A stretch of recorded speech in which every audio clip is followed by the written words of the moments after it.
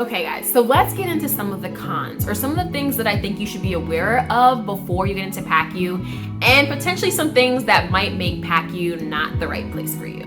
Now with PACU, and especially inpatient PACU specifically, there may be some call shifts. Now, depending on the facility that you're out at and the unit that you're on, the frequency of these call shifts may vary. Now, I know some nurses who are doing cath lab who might be on call every other weekend. And for some people, that might be an issue. When you're on call, you have to be pretty close to the hospital, usually within a 30-minute drive to be able to get there once they call you. Some places I've heard maybe an hour, but really it's about 30 minutes. And you're gonna be on call for most of either the night, or some PACUs maybe throughout the whole entire day. And so it can be kind of anxiety producing for some people who are sleeping and they're like, I don't know if I'm gonna get called in. And so they kind of have a rough night's sleep, because I don't know why, but for some reason, whenever I get called in, it's like 3 a.m. and that's right in the middle of my REM sleep. And I'm like groggily picking up the phone like, yes, okay. And like driving to work. But here's the thing, guys. Also with that, I was coming from a place where I was rotating to days and night shift. And from my perspective, it was still better to do call shifts where I would probably be at the hospital for like 4 to 6 hours versus being at the hospital for a full 12-hour night shift. So personally, I didn't mind call shifts, and you still get overtime with those call shifts. You get time and a half usually. So it was worth it to me. And also with call shifts, it wasn't like I was getting called in every single shift.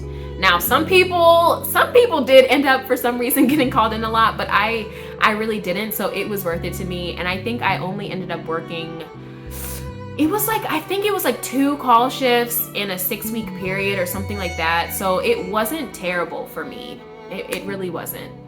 And with that, I would just keep in mind the fact that because you're not working as many night shifts, weekends, holidays, your overall pay might be a little bit less, because you might not be getting those differentials. Because some people were used to, like, at least for me, I came from doing, like I said, rotating weekends, nights, days. And so with all the differentials I was making, I think I was making a little bit more as an IMC nurse than I was in PACU, because I lost my differentials. Now you might be able to, depending on your experience, you might be able to negotiate that and to get that price to still be the same or a little bit higher, but that's something I experienced. So definitely keep that in mind. And you have to be willing to potentially sacrifice a little bit of that.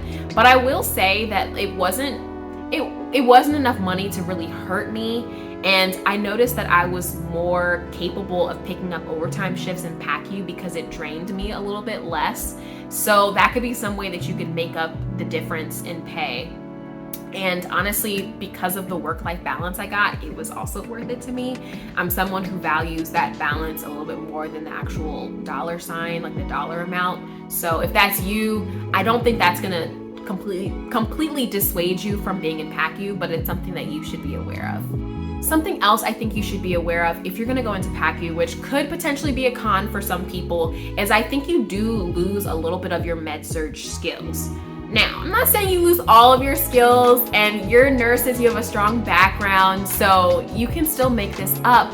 But keep in mind the fact that as PACU nurses, we're not really working with TPN as much, tube feedings, even giving insulin. I mean, I gave it sometimes, but not really that often. And even putting in IVs, most of the time anesthesia or pre-op would put that in. So it's just little things like that I think sometimes get forgotten about. And you have to realize going into PACU, you might start losing some of those skills. So something that I would try to do to recoup that was still pick up shifts at the same hospital on med-surg floors, so that I could kind of still practice those skills. Even if it was just like once a month or every couple of months, I would try to pick up shifts there so that I would stay on top of things to make myself a little bit more marketable.